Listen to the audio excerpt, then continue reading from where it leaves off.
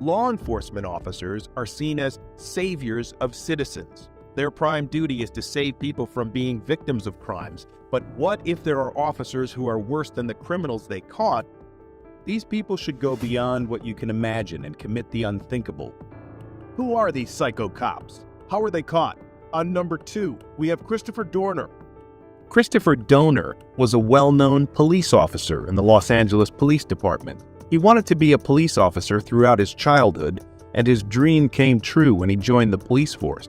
He graduated from Southern Utah University with a good score. He had served in the military and had a clean record of his name. But things went downhill after a few years when he joined the police force. How far would you go for revenge? Christopher started receiving bad remarks as he accidentally shot fire and physically harmed a recruit. He also was not on good terms with the authorities. He also made allegations against a field training officer for physically hating a mentally unstable suspect.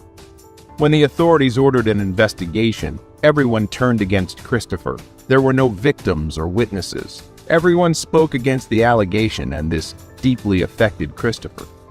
The investigation report came in, and Christopher was portrayed as a liar who was unfit for serving in the police force. He was fired, and it was more than what he could take. As years passed by, everyone forgot about the incident. Police officers moved on with their lives. But then, there was Christopher Dorner, fired from his dream job and lost his credibility. He was stamped as the big liar. The incident replayed in his mind over and over again. He challenged the decision of the LAPD in 2010, but nothing came in his favor. When we look into his personal life, we can see that his ex-girlfriend Ariana Williams spoke ill of him, and even went to the extent of warning others about his behavior. This disrupted Christopher's day-to-day activities, and he was not able to lead a reputed life. People started avoiding him and mocking him behind his back. His loved ones isolated him, and he was not included in any of the family gatherings. He started suffering from depression, and he lost his sense of mental well-being. He wanted to have a clean name, and he accused LAPD of their hidden agendas against him. What happened on 3rd February 2013, the entire department was shocked to know that Christopher shot police officers and a girl in Orange County. His first victims were Monica Kwan and Keith Lawrence. He killed them because it was Monica's father who was on the disciplinary committee and heard his statements about Christopher. He brutally shot them by saying that he would kill Monica and her partner Keith as they shouldn't get an opportunity to build a family, as that same opportunity was taken away from him by her father. Authorities became alerted of the incident, and they started protecting the families of former policemen who were on bad terms with Christopher Dorner. He had prepared a manifesto where he pledged violence and vengeance against those who destroyed him and his possible life. He started shouting at more police officers, and the authorities offered more than $1 million for whoever found Christopher. Towards the east of Los Angeles, there was a small town named Big Bear Lake. Christopher was found hiding there. When the police came in, they found the owners of the condo tied up. When asked about Christopher, they came to know that he fled in their van. The police tracked him down, but he shot a sheriff and ran away. He found another hiding place, and the police threw a tear gas bomb at him. This act of theirs resulted in huge chaos as the place got fire and Christopher was inside. After a few minutes, they heard a gunshot. Well, Christopher ended him and his body burned in the fire. The medical team arrived immediately and identified his body. Christopher didn't bring harm to anyone who was not related to the police force. He did exactly as he started in the manifesto. He killed police officers and their loved ones for ruining his life. He thought that they were the ones who should suffer, as they were the real liars. They destroyed his life and his family relations. Then, they went on with their life as if nothing happened. The story of Christopher is haunting, as this psycho cop had a great backstory to his name. Many came in support of Christopher, as they thought that what he did was right. Facebook groups were formed, and a large number of people came in defending Christopher and his crime. They could relate to the atrocities of police officers and the justice delay due to the messed up police department system. A lot of them faced injustice, and knowing how Christopher took matters into his hands, they adored him for his braveness. The Los Angeles Police Department was shocked to know about the immense support Christopher received. They never expected such a criminal cop to get this amount of praise and support. The police officers became villains in the eyes of the majority. Psychologists said that Christopher Dorner is a product of the police department. They created a monster unknowingly. Many instances led him to lose his mind and commit all these crimes. The fact that he is a murderer never changes. It's just we have a better understanding of why he committed all these crimes. On number 1, we have Justin Volpe. Abner Luima, a Haitian immigrant, was detained by Justin Volpe and other police officers following a dispute that took place in that Brooklyn pub. Abner allegedly assaulted Justin and transported him to the police station, according to Justin. Then, using a wooden rod, he began beating Abner and sodomizing him. He used the same stick to forcefully insert it into Abner's mouth. Abner was transported to a nearby hospital, where he was informed that the police had found him acting homosexually. The medical staff did not take them. Justin's attack on Abner was already the subject of a rumor. This shocking attack triggered many people to start protesting against the unfair treatment of people by police officers. Their protest caught the media's attention, and the whole world came to know about this brutal attack. The NYPD was deeply affected as their integrity and honesty were being questioned. They had no option but to listen to what the public had to say and not protect Justin Volpe. The heinous torture he inflicted upon Abner cannot be forgotten. Meanwhile, Abner was recovering from his injuries. He lost his tooth and his private parts were deeply injured. When the case came to court, Eugene H. Nickerson ruled against Justin Volpe. He was given a 30-year prison term and ordered to make reparations of $277,000. Justin admitted that he attacked and sodomized Abner. He also said that he betrayed himself, the citizens, and his police department with his actions. He sought their forgiveness. His family was in disbelief as they couldn't believe that Volpe could do something brutal and heartless. His family was isolated as none of them wanted to have ties with such a psycho police officer's family. They were prepared to face the consequences of Volpe's action. Justin Volpe was not just a criminal, but he was a mastermind for pursuing his peers and physically attacking an innocent man. He made a web of lies to make sure that he will never be caught. His plans collapsed as he never expected Abner to receive public support. The news of his attack went viral, and this incident alone put light on many such forgotten crimes which happened in the last decade. Justin Volpe was put in jail, and he should serve his sentence there as he would never know when he will be attacked in the future. Many people strongly hate him and they might bring harm to him. The police officers have removed themselves from the friendship of Justin Volpe as they don't want to be associated with the crimes of Volpe. Abner has recovered, and he still hasn't moved on with the traumatic incident. He was shocked to see a police officer behaving inhumanly toward him. He couldn't defend himself as he was brutally beaten up and abused. He lost consciousness during the attack. He had to spend months in the hospital to recover from the severe injuries caused to his body. He received support and love from all around the world, and he even thanked everyone for their kindness. Justin Volpe wanted to remove himself from jail, and he tried to get out by pleading before the court. Judge Frederick Block recently denied Justin's plea for release, which he had made using the COVID defense. Justin is scheduled for release in 2025. Do you think Justin Volpe would hunt down Abner again, or would he be a changed man? Let us know in the comments. Being you have no authority or jurisdiction over me is for me to get out of my private automobile and talk about what I just told you. And you can show me your passport. You got my passport, dude. I don't have your passport. Those gentlemen do have my passport. The Highway Patrol do. Okay. Highway Patrol, how about bring the passport so I can read it to the sheriff? Could you be so kind? So, if you come out and explain to me your passport, I'll hear your side. You've already heard my side. I've already told you my side. Well, you can explain your passport to me. I don't need to explain it. You should know this as a LEO, shouldn't you? I've never seen your passport. The interaction begins with the officers informing the man of his violations and requesting him to step out of the vehicle for a conversation. However, the man asserts his rights and refuses to cooperate, citing that he has no obligation to comply with the officers' demands. He claims that as a United States national, he is not subject to their jurisdiction and asserts his right to freely travel. So ask them gentlemen politely, sirs, highway patrolmen, may I please have my passport to read to the sheriff? They're not going to give it back to you until... They're not going to give it back to me. So you're telling me the Highway Patrol in Wyoming has stole my private property? Is that what you guys are telling me?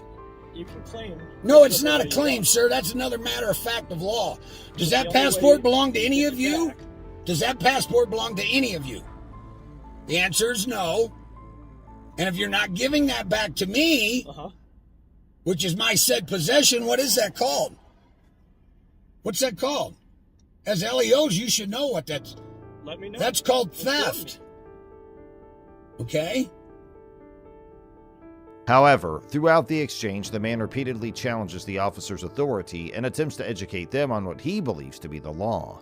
He references legal precedents and quotes various court cases to support his argument. He insists that the officers are acting as private entities rather than representatives of the government. He also accuses them of being revenue collectors for a foreign corporation operating under statutes and codes. No, it is not. Yes, sir. What is possession? It is property. What is possession, I'm sir? not gonna argue with you, sir. I know you can argue with me because you don't know the law. Possession is 9/10 of it, correct? All I said was... Huh? All I said... When I stopped you, I didn't say you're getting a ticket. I never said you're getting a ticket. I just want you to step out so we can talk face to face. We are talking face to face. Out of your vehicle. No, I'm not getting out of my private automobile. This ain't a vehicle. Tensions escalate as the man resolutely refuses to comply with the officer's requests. The officers, growing increasingly frustrated, warn the man that they will forcefully remove him from the vehicle, even breaking the window if necessary.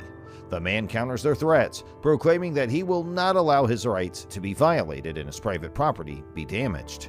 Barris, B-E-R-R-I-S. B-E-R-R-I-S. It's in the passport you stole. Okay, we didn't steal your passport. Well, then may I have my passport You'll get back? everything back. What I need you to do, okay, so I'm going to tell you. Okay, so you're driving without a driver's license, you're speeding, you don't have plates on your vehicle. Okay, so what I'm going to do, I need you to get out of the vehicle to chat with us. Otherwise, I'm going to ask you to get out of the car. So right now I'm asking you, will you please get out of the car and speak with us? No, I will not. Okay, I'm going to tell you to get out of the car. You need to get out of the car right now. You're being recorded. You That's realize? fine. Okay. And under what authority are you demanding an American state national to get out of this vehicle when I don't have to prove any kind of... I am not in your corporate bylaws. I don't need driver's licenses. That's fine. The conversation becomes heated with both sides firmly entrenched in their positions. The man accuses the officers of theft, claiming that they have unlawfully confiscated his passport, in which the officers ask the man to come out of the vehicle, which he denied to do. I've already helped you. I've educated you about the law, but you're not listening. You're not accepting the facts, okay? Now I'm going to ask you one more time. I would like my passport back. I would like to get on my way. I have critters with water freezing. I really don't have time for this. Okay, sir. I'm telling you, if we have to, we will break the window, unlock the vehicle, and pull you out. Do you want it to get to that, or do you want to come out and talk to us? Okay, so you're threatening... The man emphasized the urgency of the situation, stating, "I have critters with water freezing. I really don't have time for this." Attempting to resolve the issue peacefully, the individual warned the other person that if necessary, they would resort to forceful measures, to which the cop said, "Sir, I'm telling you, if we have to, we will break the window, unlock the vehicle, and pull you out. Do you want it to get to that, or do you want to come out and talk to us?"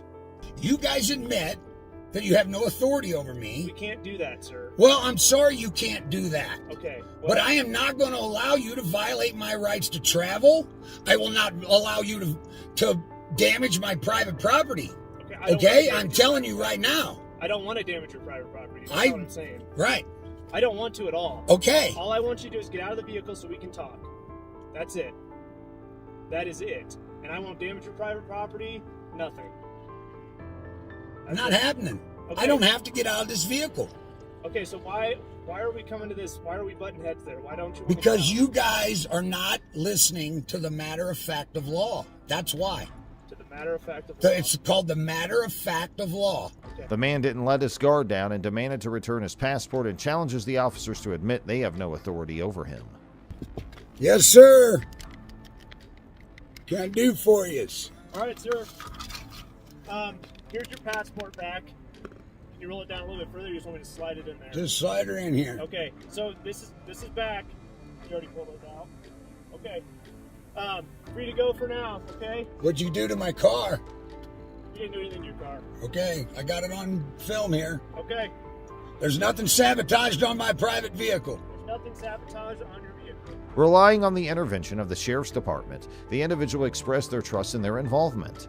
They mentioned that all parties involved were gathered together for a discussion.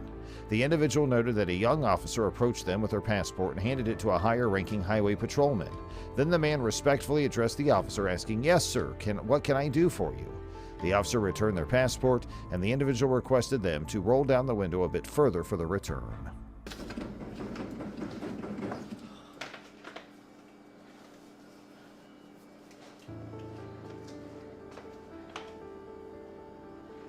A situation of mounting tension played out outside a residence, heightening into a sharp exchange between a woman and a team of police officers who were in pursuit of an individual named Christopher Ruff.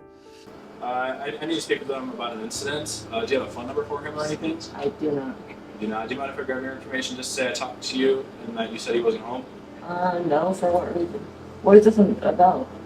It's an incident that he was involved in. I need to interview him about. Okay, what incident? The woman, taken aback by their sudden appearance and intrusive actions, asserted that Christopher wasn't present. Despite not knowing his whereabouts, she declined to provide any further information, growing increasingly uncomfortable with the officers' relentless inquiries and the insinuations their presence brought. I don't need to answer that question. What? I don't need to answer that question. You answer any questions? Nope. No? Okay, then thank you. Have a good rest of your day. Thank you, you too. Is there a reason you're walking around my car right now? There's Yeah, 1, we're 2, talking 3, to you. 4, Have a 5, good day. 6 Thank of you. you surrounding my fucking car. Why are you here?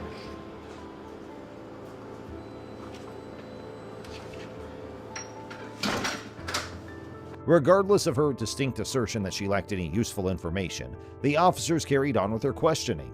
They initiating photographing her car and circling it in a manner that she found threatening. I talked to you earlier and you said it wasn't your car. I didn't say that, you liar. Why are you taking pictures of my fucking car? An incident. That's why we're trying to talk to Chris. Why are you talking to Chris if it's my fucking car? You were arrested. You have to tell me why you are taking pictures of my vehicle.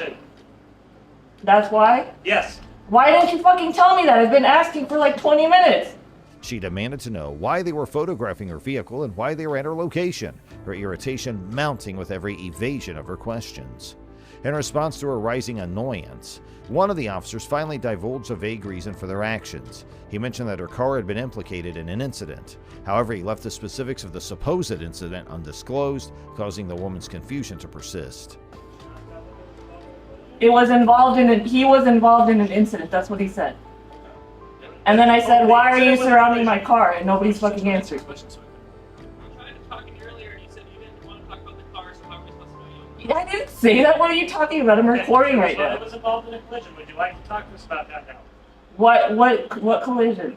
I wasn't driving the car. She denied driving the car and asserted that it had been parked there the whole time. The woman defended her rights vocally, challenging the officers' actions and their refusal to supply clear explanations for their conduct. Despite their assurances that she wasn't receiving any kind of citation, the continued presence of the officers and their invasive actions cast doubts over the authenticity of their claims. Okay. It's been parked here, what do you need? What do you need? Okay, what's drives your car then? None of your If you're fucking willing to business. communicate None with of your fucking business. What do you then need I'll with my communicate car? with you, but if you're just going to be disrespectful and not answer the question, Are you gonna give me a citation of some kind? No, I'm not. That's why I didn't ask to Then speak. stop taking fucking pictures of my Okay, that's why I car. asked to speak with the If you person. need any information, you can call the person that you think was involved. Then I asked for his And phone get number the fuck you said away you from would my give it to car. me, okay? Their persistence in photographing her vehicle, even in the face of her repeated pleas for clarity, remained unbroken. The interaction concluded in a deadlock, with the woman resolute in her refusal to surrender information and the officers unsuccessful in adequately justifying their actions. Are we done? Do you have everything you need? Okay, yeah, we are done. Thank you. Have a good rest of your day. Fuck out of here.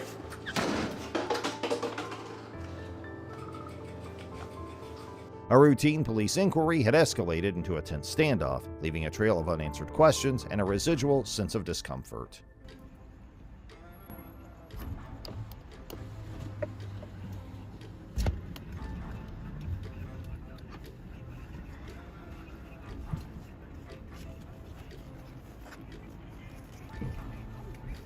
report.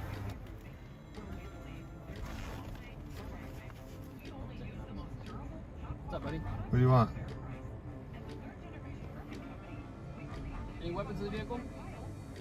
What do you want? Weapons in the vehicle? You just pulled me over. What do you want? During the traffic stop, an individual in question demonstrates a strong determination to understand the reason behind their detainment. They confidently assert their rights under the Fifth Amendment, refusing to answer any questions until the officer provides a clear explanation for the stop. You need to tell me why you stopped me. What's that? You need to tell me why you stopped me. I'll explain that in a second to you. No, you need to tell me right now. You just detained me on the side of the road while I'm driving. Is that right? Yeah. I'll explain all that in a second. Can you confirm you have weapons in the system? In the system? Confirm you have weapons in the vehicle. You're gonna tell me why you stopped me before I ask any questions. Answer any of your questions. By invoking the Fifth Amendment, which protects individuals from self-incrimination, they emphasize their right to remain silent. You know who I am? That is your voice. Ah. So why are you asking me if I have weapons if you know who I am? I can't see what you have going on your lap. If you know who I am, you know I don't have any weapons. So why are you asking me? Right? You able to answer that question for me? You don't gotta roll it down.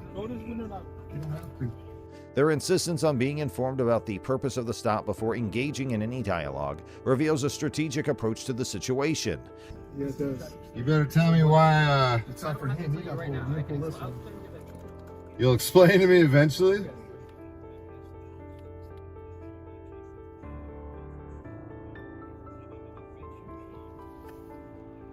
I want to know why I'm stopped. I didn't break any laws. You see this dash cam right here? See that?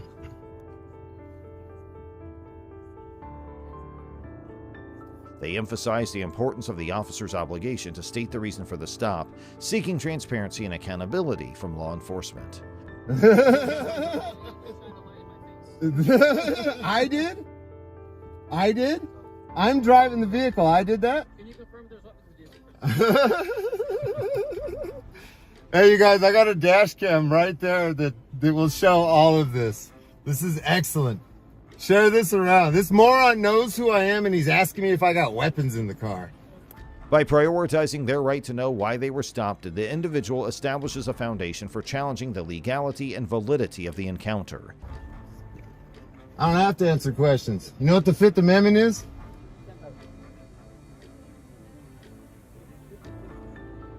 Hey, I just want you to understand that for a traffic stop, when we ask, if a police officer asks you if there's any weapons, you have to say if you have weapons or not. Do you know what the Fifth Amendment is? Okay, all right, I want you to understand. Do you know what the Fifth Amendment is? Yes or no?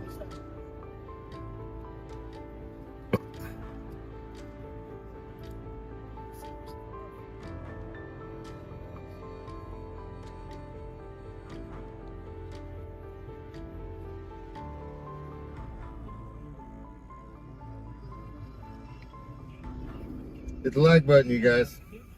Share this. Their assertiveness not only showcases a firm understanding of their rights, but also challenges the authority and discretion of the officer. By putting the burden of explanation on the officer, they aim to ensure that the stop is based on legitimate grounds rather than arbitrary or discriminatory motives. This interaction exemplifies a proactive approach to asserting one's rights during police encounters, highlighting the significance of accountability, transparency, and adherence to proper procedures in law enforcement. In September 2014, a concerning incident unfolded during a police accountability march in Lynn, Massachusetts, shedding light on officers allegedly breaking the law while being captured on camera. The incident was documented by Ms. Bay, the founder of the Bay State Examiner, an independent media source focused on police interactions and accountability. While attending the march, Ms. Bay noticed an undercover police officer trailing the protest in an unmarked vehicle.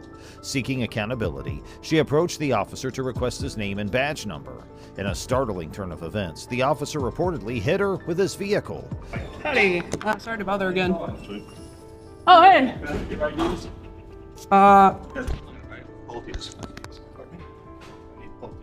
What's the law for his because you're on private property.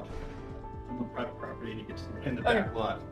Private property, I need your IDs. IDs? Can I have yours? I don't have one. Oh, okay. Well, go to the chief. We are. Sure. That's what we're here for. Yeah. Can we speak to the chief? This officer has invited us to speak with him. This incident prompted Miss Bay to take matters into her own hands. Days later, Miss Bay ventured to the Lynn Police Station's back lot in pursuit of evidence regarding the vehicle that had allegedly struck her. Her efforts were met with resistance from an unidentified officer who swiftly expelled her from the premises.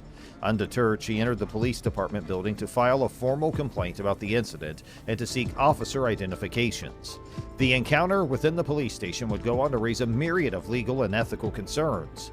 The situation escalated when the officers on duty refused to identify themselves and labeled Miss Bay's presence as trespassing on private property. Massachusetts law, however, stipulates that police officers are required to carry identification cards and display them upon a lawful request. This refusal constituted a violation of this legal obligation. What sense? Okay. Oh, after? I'm sorry. All right. We need your IDs now. I'm not interested in showing that at this time. No? I'm not. Yeah. All right, so you guys are refusing? All right, why don't you just leave? You can go. We want to check the... Yeah, I was gonna say, you've invited us to speak with the chief. Busy guy. Oh. You just suggested we talk to the chief. Well, Yeah, but I guess apparently he's not... I'm sorry, He what's... just told you to do that, right? No, you told us to talk to the chief. Yeah, and you came around here and he's not coming down here. Oh, right. So maybe you should call him Call and the make an appointment with him. Got it. Okay, we can do that. And may I have both of your names and ID cards? It's badge 88. Badge 88. Badge 88? Yep. The officers ordered Miss Bay to vacate the premises, accusing her of creating a disturbance and trespassing. In response, she asserted her right to continue recording for news-gathering purposes. A crucial distinction emerged. While Massachusetts acknowledges the right to record police, this right is not absolute and must adhere to reasonable time, place, and manner restrictions that safeguard officer safety, informants, and victims. The incident also underscored the nuanced relationship between the First Amendment and trespassing laws. While Ms. Bay's intent to file a complaint justified her presence to some extent, officers claimed she was trespassing and sought to remove her from the building. Legal precedents highlighted the complexity of these issues, including the right to record police versus the limitations imposed on such activities within police stations. Not with you. Who do I make a complaint with? The chief's the best guy. The chief's the best guy. Yeah. Okay. So make an appointment. What is it that you're looking for? Well, I found the car that hit me on Friday. I was recording it earlier. It's out back. Okay, and what are you doing going in private property videotaping police cars? What private property? The property that's parked out back there posted as no trespassing, authorized personnel only. I didn't see that. Well, it's posted all over the entrances to that parking lot. Interesting. It is interesting, but it is also posted. Okay. You're subject to arrest for going back into private property. Am I being arrested? Police cars. Huh? Am I being arrested? I said you are subject to arrest. Okay. Despite these legal complexities, officers' conduct raised questions about their intentions and commitment to accountability. Their refusal to take Ms. Bay's claims seriously and their hindrance of her ability to file a complaint cast doubts on their willingness to engage transparently with civilian concerns. The encounter raised concerns about the potential misuse of laws to deter individuals from lodging complaints against law enforcement officers. In the aftermath of the incident, Ms. Bay submitted a Freedom of Information Act request to the Lynn's Record Department. The officer in charge will be up with you when he gets a second. Okay. Talk to you and get your complaint. Well, somebody does need to tell him that that's what's going Well, on. if he's already done that, then your complaint has been filed with the document. There's information that he literally doesn't have because I didn't have it until right now. When I went back, I found the car. So I would like to tell him that the car is back there, that it's been repaired, even though they didn't report it, I guess. Well, you know what, actually, I'm filming this for news gathering purposes at this point. Yet her efforts were met with resistance, and it remains uncertain whether the department ever responded to her request. Her documentation of the event and her subsequent efforts to highlight the challenges faced by citizens seeking accountability and transparency within law enforcement agencies. Now let's move on to the next investigation. In a noteworthy incident that unfolded on June 5, 2015, the spotlight fell on Michael Hoffman, a private investigator and an advocate for the First Amendment. The scenario took place in Jacksonville, Florida, as Hoffman engaged in conducting surveillance as part of a case. His objective was to track down an individual's movements and actions across multiple locations. However, the situation took an unexpected turn when the person under surveillance alleged that Hoffman was stalking her. Investigator of some sort? Can I ask why you pulled me over, sir? I pulled you over because the young ladies came over there and said you've been following her since she left the airport yesterday. So I want to know who you are. Have I committed a crime? No, but I'm conducting an investigation. Have you been following that young lady? I mean, if you're an investigator, investigate away. But if you're somebody harassing her or stalking her, that's against the law. Me pulling you over to find out who you are is me doing my job. Am I free to go? No, you are not. Not until I find out who you are. I'm conducting an investigation. Do you have your driver's license, registration, and proof of insurance on you? Have you pulled me for a traffic violation, sir? No, sir. I've already explained that to you. Now you can play the back and forth rigmarole. This accusation prompted a response from law enforcement, specifically an officer from the Jacksonville Sheriff's Office. The encounter between Hoffman and the officer was marked by a clash of rights and principles. As the officer initiated a traffic stop, the interaction was captured on camera and later disseminated on the Awakening the Masses YouTube channel. The video depicted the exchange as the officer sought to ascertain the veracity of the stalking claim. He engaged Hoffman in conversation, asking about his identity, purpose, and whether he was an investigator. Hoffman's response was calculated and assertive. He began by asking the officer the reason for pulling him over, which initiated a dialogue regarding the stalking allegation. The officer cited the complainant's assertion that Hoffman had been tailing her since previous day. Despite Hoffman's protestations, the officer deemed it necessary to investigate the matter. He explained that his actions were guided by the need to ascertain whether Hoffman was involved in harassing or stalking behavior, which is legally prohibited. Oh, tell them to come up here. We're at the 8100 block of Boston Express. I don't answer questions, Deputy. You don't answer questions.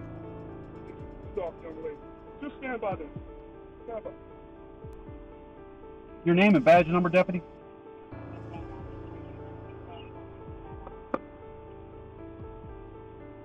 Your name and badge number, Deputy? What's going on? Name and badge number, sir? Simpson 661. Masinsin, M-A-S-I-N-S-I-N. Sir, I'd like to know why I'm being detained. So we want to, someone saying that you're claiming you're stalking. What is that? Are you an investigator? Okay, let me make this clear, sir. I would like for you to articulate what crime you... The crux of the disagreement hinged on the rights invoked by Hoffman. When the officer requested identification, Hoffman invoked his Fifth Amendment rights, a constitutional privilege against self-incrimination. This assertion caused a pivotal shift in the interaction, as Hoffman insisted he would only speak in the presence of legal counsel.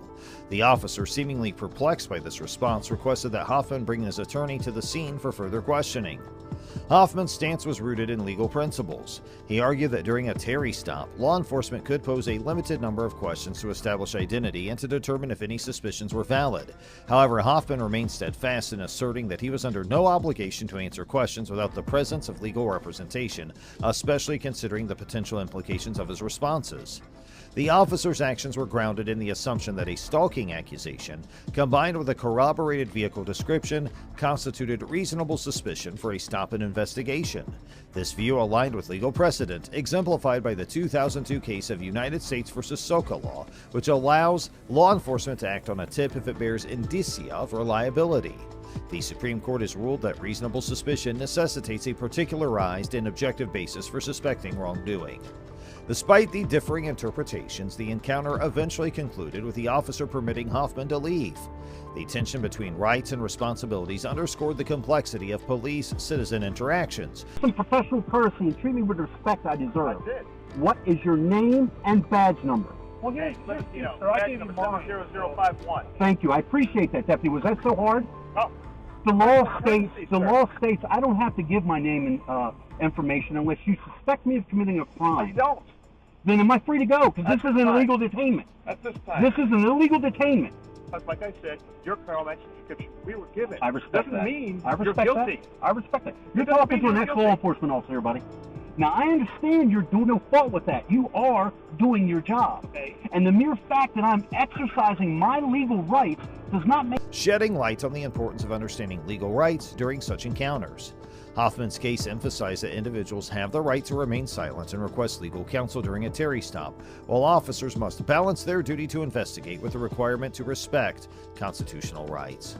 The incident became a case study in navigating the delicate balance between law enforcement's duty to investigate and an individual's rights to privacy and legal protection. As the video disseminated, it sparked discussions about the scope of police authority during stops, the validity of accusations, and the intricacies of the Fifth Amendment privilege against self-incrimination. Michael Hoffman's assertiveness in upholding his rights and the officer's attempts to fulfill his duty encapsulated a pivotal moment in the ongoing dialogue about law enforcement practices and individual freedoms. Now let's take a look at the next investigation. In April 2020, a situation involving Keelan Hill and Denver police officers unfolded after a minor traffic incident on Interstate 25 in Colorado. The incident escalated into legal disputes, allegations of rights violations, and concerns over police conduct. The episode began when Keelan Hill, age 25, called 911 after a minor collision with two other drivers. Officer Thomas Ludwig of the Denver Police Department arrived at the scene and initiated discussions with the other individuals involved while Hill was being evaluated by paramedics inside an ambulance. The situation took a turn when Hill exited the ambulance and noticed Officer Ludwig searching his vehicle without consent. What are you doing? Stepping to me, huh? What the f*** is in my face? Don't think so, dude. What is this? Oh, what am I? What the f***? What are you stopping the cops for, man? I did not ask you to get no, out of my car. I watched you. I got you on my video camera. I asked you to get out of my car. That's it. You're being an to everybody. I'm not. Yes, you are. Oh.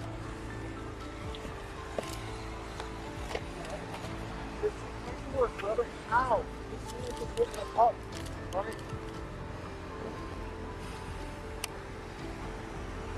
What? Oh, hey, come on here too, huh? What? On probation. I'm sure I'm not on probation. The probation officer's gonna love that. I'm not on probation at all. The officer claimed he detected the odor of marijuana, implying that this gave him the authority to conduct the search. The legality of such searches based on marijuana odor varies across states, and in Colorado, where recreational marijuana is legal, the odor can contribute to probable cause for a search. However, legal nuances exist. Hill confronted Officer Ludwig about the search, leading to a heated argument.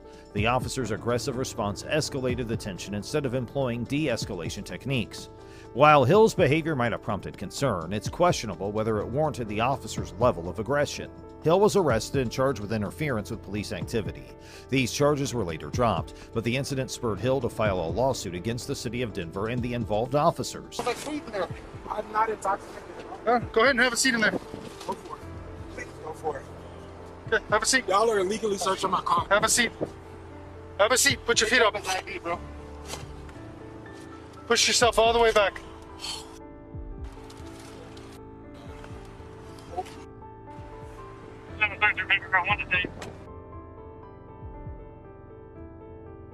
He alleged violations of his First and Fourth Amendment rights and claimed damages, including missing a master's degree final exam due to his incarceration. Critiques of the officer's conduct centered on several points.